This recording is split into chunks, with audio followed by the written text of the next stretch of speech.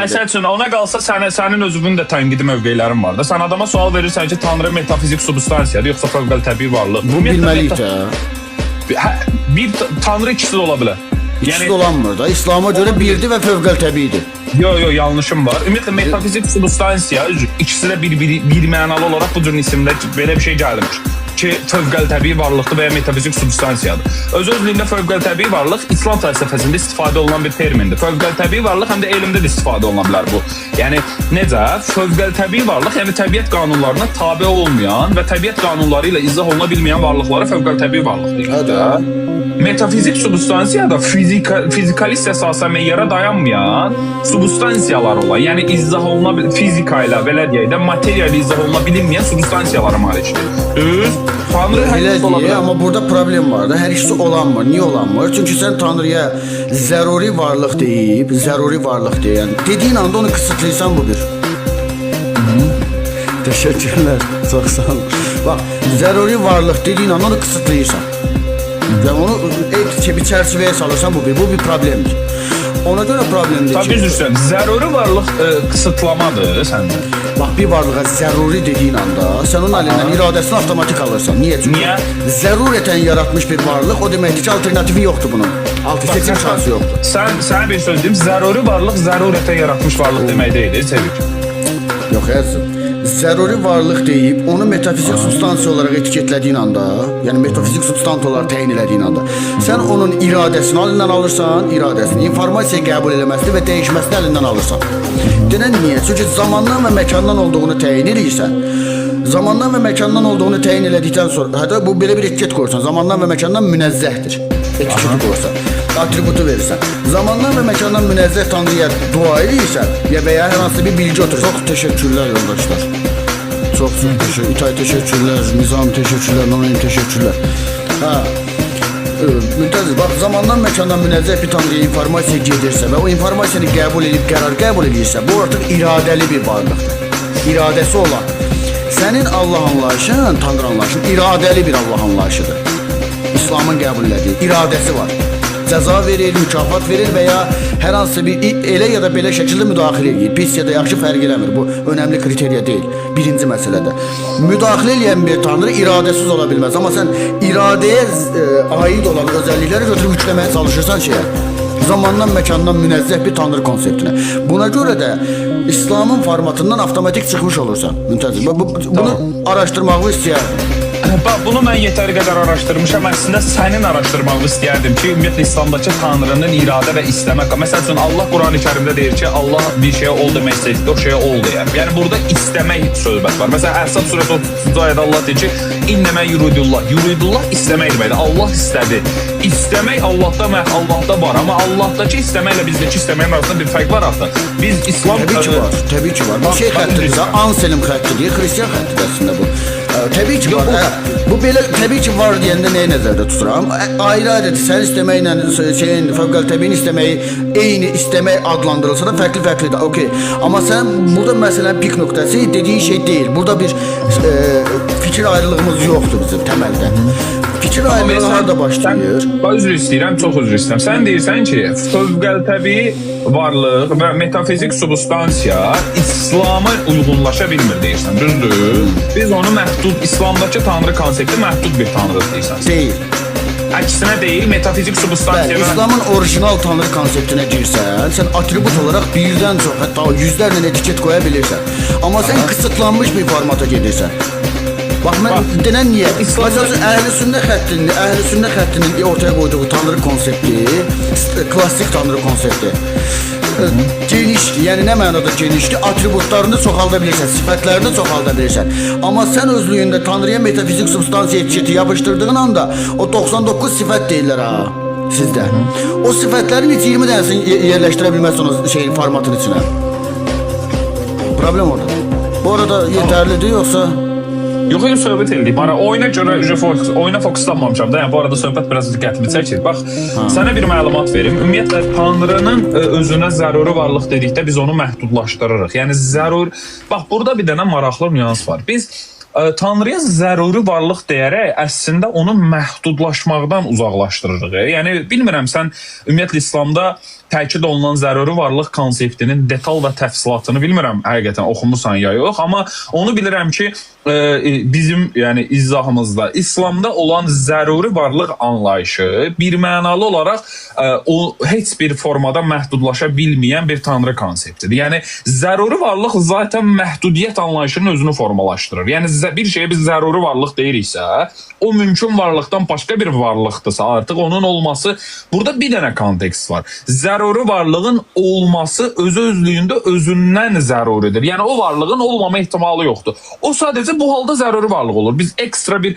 konsept yükləmirik ki bura. Sadəcə varlığı barədə zəruri deyirik ona. Qeyri məsələlərdə biz onun necəliyinə düşüb onu məhdudlaşdıra bilmərik.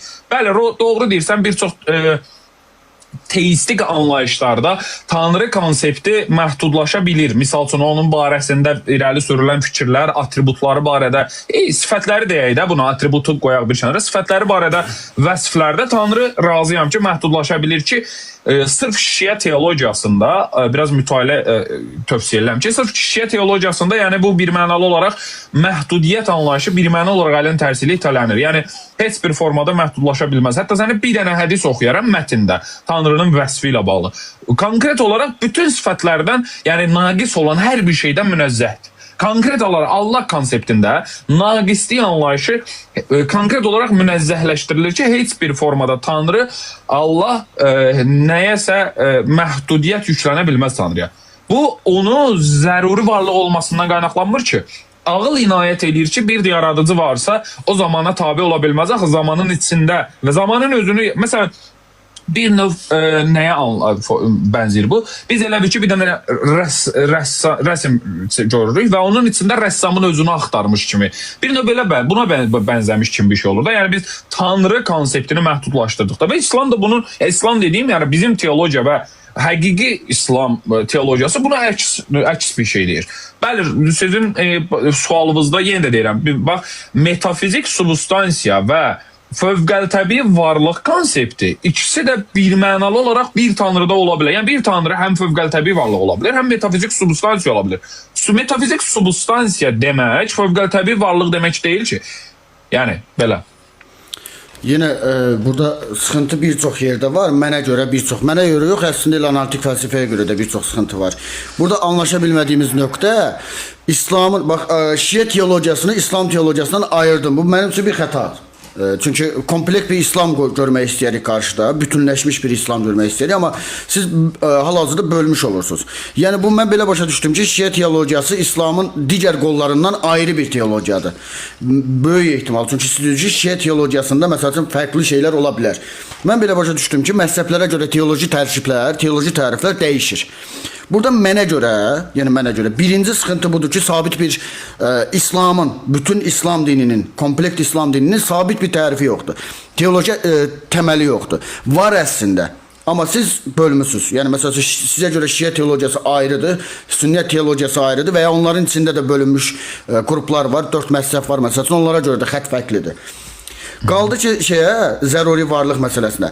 Zəruri varlıq məsələsini yenə də reduksiya edə bilmirik biz sizin İslam konseptindəki tanrı anlayışına. Çünki İslamın konseptindəki tanrı anlayışı ərşdədir deyə bir etiket qoyur.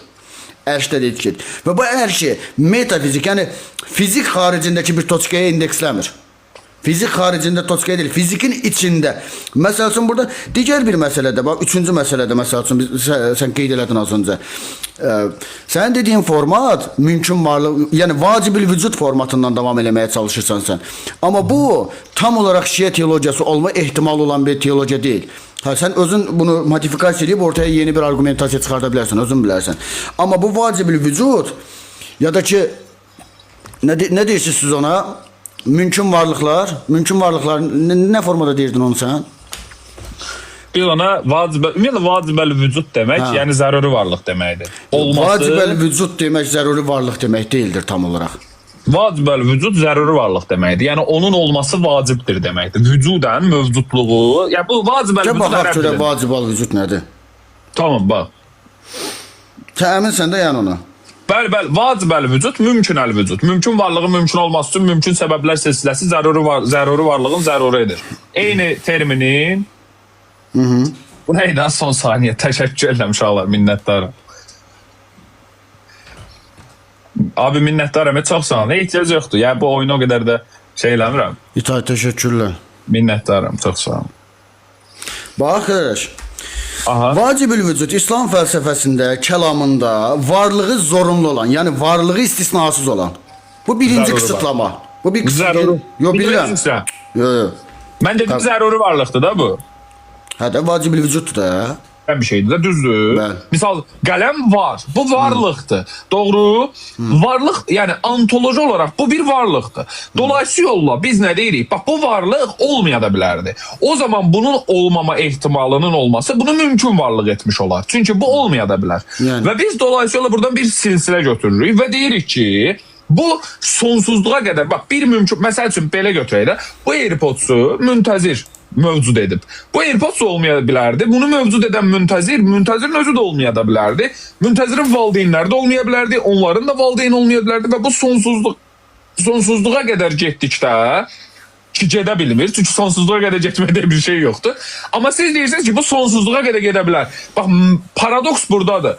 Məsələ budur ki, sonsuzluğa qədər getdiyinə dəlil nədir? Necə sonsuzluğa qədər getmək deyə bilirsiniz? Və ümumiyyətlə birdən sonsuzluğa qədər saymaq deyə bir şey yoxdur axı. Fərz edək ki, bu birdir, mən 2-yəm, mənim valideynim 3-dür, onun valideyni 4-dür, 5, 6, 7, 8 və bu sonsuzluğa qədər getdi. Bunun bir başlanğıcı olmayacaq. Onda biz mövcud olmazdıq.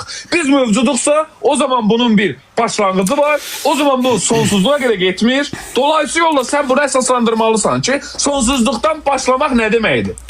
Əzizim, birincisi məntiqi çarpıtdırırsan. Denən niyə? Cavab vermirsən. Bir dəqiqə icazə vermirsən axı. Sakitlədir. Arkadaş cavab vermirsən axı. Cavab vermirsən axı Sevinç. Sakin. Sevinç cavab tələb edirlər. Yox, cavab tələb edirlər. İndi cavab alacaqsın, sorun deyil. Sən bayaq da belə dedin, cavab vermədin. Xahiş edirəm, direkt cavab istəyirəm. Sonsuzluqdan başlamaq deyə bir şey varmı? Buna cavab ver, çox xahiş edirəm. Sonsuzdan gəlib sonsuza gedən deyə bir teori var ortada, apeyron deyə. Tamam, əsaslandırın da zəhmət olmaz. İndi gəldi əsaslandıram. Hər şeyin bir başlanğıcı olmalıdır. Sizin üçün sabitdir, mütləq şəkildə. Əlbəttə ki, çünki mümkün varlığın mövcud Bu bir məntiqin tələbidir. Bax, məntiqin tələbi budur ki, mümkün varlıq kontekstində... Mümkünü demirəm, məntiqin tələbini deyirəm. Azim, yanlış deyirsən, yanlış deyirsən. Bax, məntiqin özünün mövcud olması, məntiqin Qardaş, bu doğru debat üslubu deyil. Sadəcə sual verdim. Bu bir, hər şeyin başlanğıcı olmalıdır. Niyə bu cür sual verəndə cavab vermirsən? Hər şeyin bir səbəbi və başlanğıcı olmalıdır. Bir məntiq tələbidir. Niyə mən bu cür sual verəndə cavab vermirsən? Dostum, ya düzgün debat üslubu ilə debat eləyək. Çünki argumentasiya qurmağıma imkan vermirsən, elə ancaq emosiyalarından danışırsan. Sən argumentasiya qurmaq nədir? Cavab vermirsən suala. Çünki sual vermişəm sonsuzluqla başlamaq. Səni dinlədim. Var, dedim sənə. Açıqlama verməyimi istəyirsənsə gözlə. Xahiş edirəm, sonsuzluqdan başlamaq deyə bir şey var, Sevinç.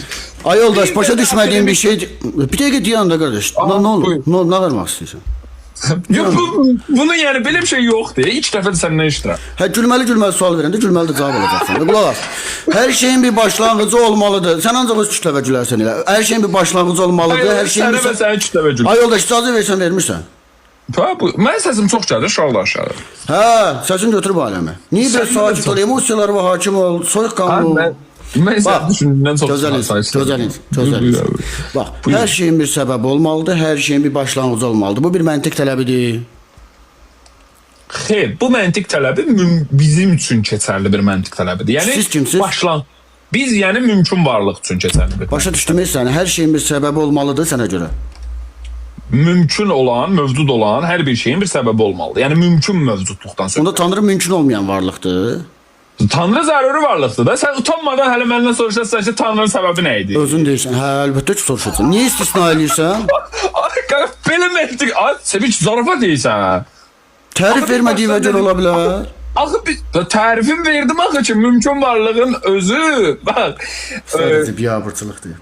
Həqiqətən biabırçılıq deyir. Bir dənə ola icazə ver bir şey deyim. Bax, mümkün varlıq. Bəli, səbəbə ehtiyac duyur. Zaten bunu mümkün varlıq edən budur.